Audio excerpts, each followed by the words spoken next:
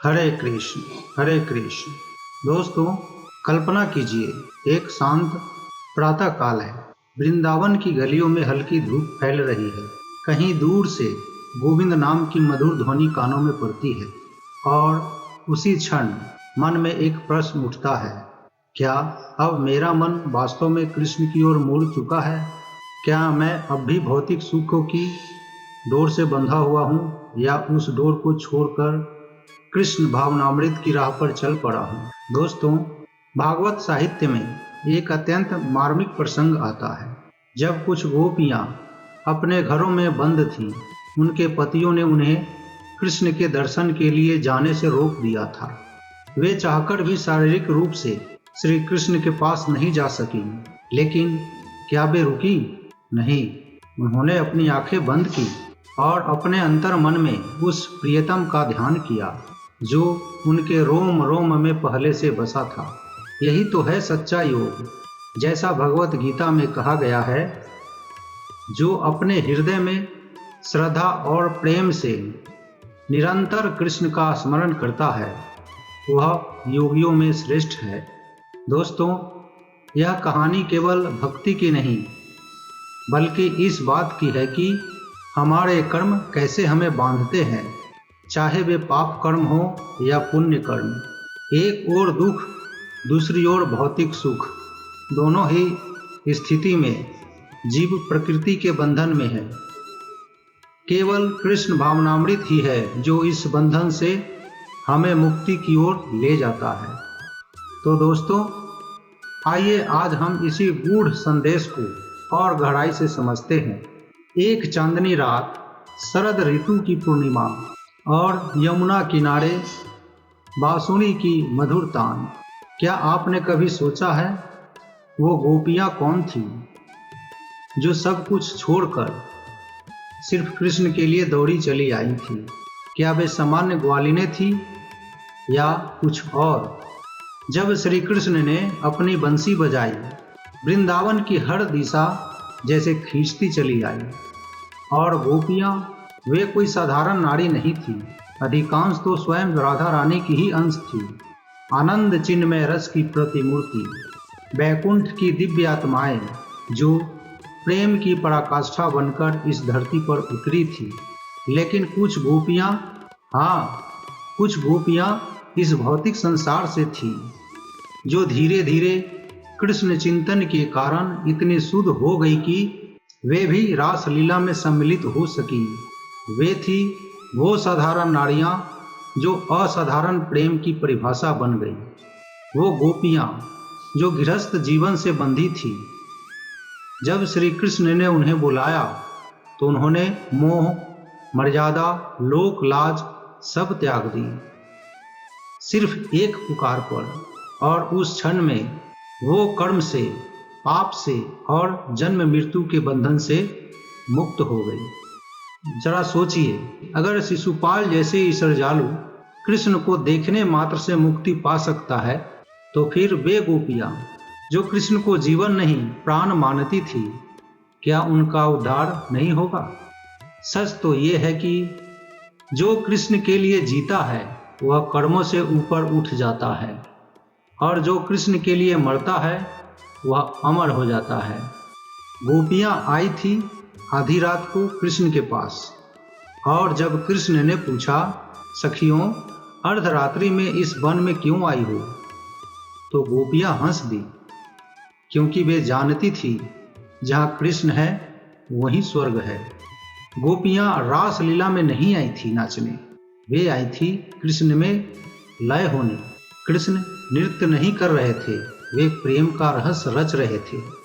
तो मित्रों, अगली बार जब शरद पूर्णिमा की रात हो तो जरा आंखें बंद कीजिए और पूछिए अपने आप से, क्या मैं भी गोपियों जैसा प्रेम कर सकता हूँ? ये कोई साधारण प्रेम नहीं था, ये था कृष्ण भावनामृत। जब भगवान श्री कृष्ण इस धरती पर अवतरित हुए तो उनके साथ विभिन्न प्रकार की गोपियाँ भी थीं। ये गोपियाँ कई समूहों में आई थीं। उनमें से अधिकतर उनकी शाश्वत संगनियाँ थीं, जो बैकुंठ लोक की दिव्य आत्माएं थीं। ब्रह्म संहिता में इन्हें आनंद चिन्मय रस से अभिव्यक्त बताया गया है। ये गोपियां विशेषकर राधा रानी श्री कृष्ण की आंतरिक शक्ति की ही अभिव्यक्ति थी और राधा रानी स्वयं इन सभी दिव्य प्रेममयी गोपियों की मूल स्रोत थी। लेकिन जब श्री कृष्ण अपनी लीलाओं को इस भौतिक जगत में प्रकट करते हैं तो वे न केवल उन शाश्वत आत्माओं को साथ लाते हैं बल्कि उन साधारण जीवों को भी अवसर देते हैं जो भक्ति के मार्ग पर आगे बढ़ रहे होते हैं।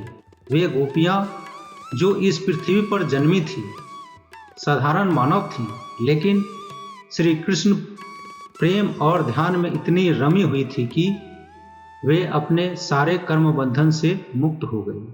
उनके भीतर श्री कृष्ण को न देख पाने की जो पीड़ा थी वह इतनी तीव्र थी कि उसने उनके समस्त पापों को नष्ट कर दिया और उनकी भक्ति उनके सभी पुण्य कर्मों से कहीं अधिक ऊंचे स्तर पर पहुंच गई। इस प्रकार वे जन्म मृत्यु के चक्र से भी पार निकल गई और उन दिव्य गोपियों के समान स्थिति प्राप्त कर ली जो कृष्ण की हृदय की शक्ति की स्वरूपा थी। कुछ गोपियां तो इतनी भाव विभोर हो गई थी कि उन्होंने अपना त्रिगुणात्मक अर्थात सत्व रज तम से युक्त शरीर तक त्याग दिया। जो गोपियां कृष्ण के प्रति परकीया भाव अर्थात समाज की सीमाओं से परे निष्कलंक प्रेम में लीन थी, वे इस संसार के समस्त कर्म फलों से पूरी तरह निष्कलुष हो गई। परीक्षित महाराज सुखदेव गोस्वामी से एक गूढ़ प्रश्न करते हैं। जब महाराज परीक्षित ने सुखदेव गोस्वामी से श्री कृष्ण और गोपियों के रास लीला की दिव्य कथा सुनी तो उन्होंने एक अत्यंत रहस्यमयी बात भी जानी। कुछ गोपियां जिन्होंने श्री कृष्ण को भगवान रूप में नहीं बल्कि केवल एक सुंदर युवा के रूप में देखा, उन्होंने भी संसार के जन्म और मृत्यु रूपी बंधनों से मुक्ति पा ली। इस बात को सुनकर महाराज परीक्षित का अत्यंत आश्चर्य हुआ। उनका मन इस विचार में डूब गया कि यदि गोपियां श्री कृष्ण को केवल एक आकर्षक पुरुष के रूप में देखती थी और फिर भी उन्हें मोक्ष मिल गया तो क्या ऐसा केवल ध्यान करने से संभव है? क्या यह संभव है कि कोई व्यक्ति किसी भी मनुष्य के बारे में प्रेम पूर्वक सोचकर आत्म साक्षात्कार को प्राप्त कर सकता है? यह प्रश्न केवल जिज्ञासा नहीं था बल्कि अत्यंत सूक्ष्म आध्यात्मिक बुद्धि से उपजा हुआ था। महाराज परीक्षित समझना चाहते थे कि यदि सभी जीव अंततः ब्रह्म स्वरूप है, यदि सब भगवान के अंश हैं, तो फिर किसी भी व्यक्ति का ध्यान करने से क्यों नहीं मोक्ष मिलेगा? क्या विशेषता है श्री कृष्ण में? इसका उत्तर शास्त्र हमें स्पष्ट रूप से बताते हैं। यद्यपि हर जीवात्मा ब्रह्म का अंश है, परंतु श्री कृष्ण स्वयं पर ब्रह्म है। वे संपूर्ण सच्चिदानंद स्वरूप, मूल कारण और परम सत्य है। जब मनुष्य किसी साधारण जीव का ध्यान करता है तब वह ध्यान बंधन में पड़े हुए एक और प्राणी पर केंद्रित होता है जो स्वयं भी माया से परे नहीं है। लेकिन जब ध्यान श्री कृष्ण पर होता है तब वह साधना दिव्य हो जाती है, चाहे वह ध्यान भावुकता से हो, प्रेम से हो, विरह से हो या सौंदर्य पर मोहित होकर हो। गोपियों का प्रेम श्री कृष्ण के प्रति इतना तीव्र और समर्पण था कि वह स्वयं साधना बन गया। यद्यपि उन्होंने कृष्ण को केवल अपना प्रियतम माना, फिर भी क्योंकि वह प्रियतम पर ब्रह्म थे, इसलिए वह प्रेम उन्हें मोक्ष तक ले गया। परीक्षित महाराज इस गूढ़ विषय को इसलिए स्पष्ट करना चाहते थे ताकि कलयुग के साधक किसी भी साधारण व्यक्ति को भगवान मानकर भ्रम में न पड़े। संसार में ऐसे कई लोग होंगे जो अपने को ईश्वर का स्वरूप कहकर दूसरों को मोहित करेंगे, परंतु श्रीमद् भागवत में यह प्रश्न इसलिए स्थान पाता है ताकि साधकों को यह भली भांति समझ में आ जाए कि केवल श्री कृष्ण का स्मरण ही मोक्षदायक है, क्योंकि वही पर ब्रह्म है। किसी भी साधारण जीव का ध्यान आत्मा की उन्नति का साधन नहीं बन सकता। अंततः यह निष्कर्ष निकलता है कि ध्यान तभी लाभदायक है जब उसका केंद्र पर ब्रह्म है। श्री कृष्ण हो चाहे वह भाव कैसा भी हो, यदि यही श्रीमद् भागवत का रहस्य है और यही परीक्षित महाराज के प्रश्न की गहराई है। हालांकि देवताओं का चिंतन भी कृष्ण चिंतन की तुलना नहीं कर सकता। जो व्यक्ति विष्णु नारायण कृष्ण को देवताओं के समक्ष मानता है वह पाखंडी या धूर्त है। महाराज परीक्षित के इस प्रश्न को सुनकर सुखदेव गोस्वामी ने उत्तर दिया, हे राजन, आपके प्रश्न का उत्तर इस घटना के पूर्व ही दिया जा चुका है। परीक्षित महाराज हर बात को पूरी तरह समझना चाहते थे, इसलिए उन्होंने एक ऐसा सवाल दोबारा पूछ लिया जिसका उत्तर पहले ही मिल चुका था। इस पर उनके गुरु सुखदेव गोस्वामी ने बुद्धिमानी से लेकिन थोड़ा डांटते हुए कहा, तुम वही बात फिर से क्यों पूछ रहे हो? क्या तुम इतनी जल्दी भूल जाते हो? गुरु का स्थान हमेशा शिष्य से ऊंचा होता है, इसलिए वे अपने शिष्य को डांट सकते हैं या सही मार्ग दिखाने के लिए कठोर शब्द भी कह सकते हैं। हालांकि सुखदेव गोस्वामी अच्छी तरह जानते थे कि परीक्षित महाराज यह सवाल खुद के लिए नहीं बल्कि आने वाले समय के उन लोगों के लिए पूछ रहे हैं जो भगवान कृष्ण को केवल एक सामान्य व्यक्ति मानने की गलती कर सकते हैं। इसके बाद सुखदेव जी ने शिशुपाल की मुक्ति की याद दिलाई। शिशुपाल हमेशा श्री कृष्ण से द्वेष करता था और अंततः कृष्ण ने ही उसे मारा, लेकिन कृष्ण स्वयं भगवान है, इसलिए उनके दर्शन मात्र से शिशुपाल को मोक्ष मिल गया।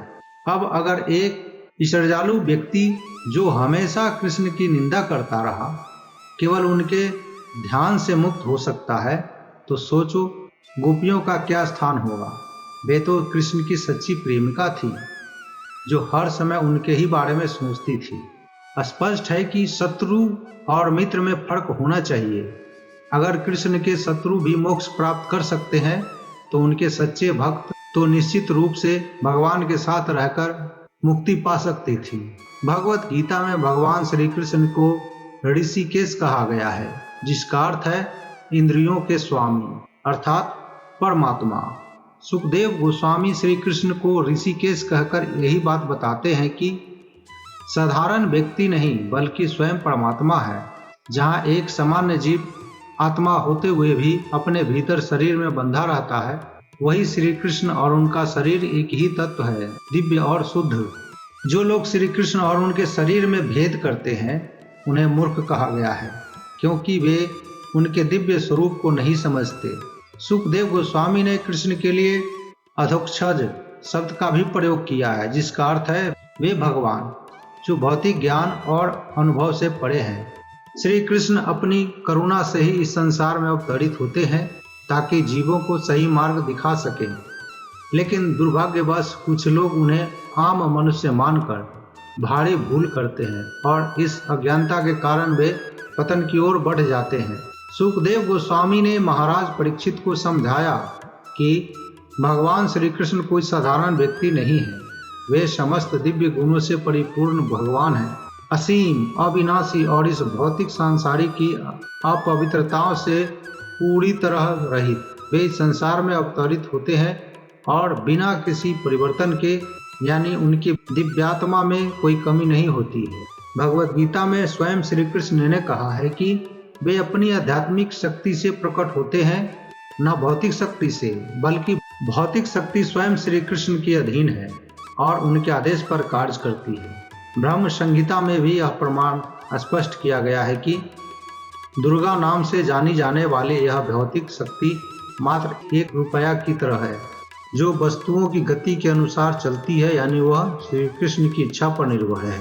अंततः सुखदेव जी ने कहा, चाहे कोई व्यक्ति श्री कृष्ण के रूप, गुण, ऐश्वर्य, यश, बल और त्याग या ज्ञान से आकर्षित हो या फिर किसी सांसारिक भावना जैसे प्रेम, भय, क्रोध या स्नेह से, यदि वह किसी भी प्रकार से श्री कृष्ण के प्रति आसक्त हो जाता है तो वह इस भौतिक संसार के कलमश से मुक्त होकर निश्चित रूप से मोक्ष को प्राप्त कर लेता है।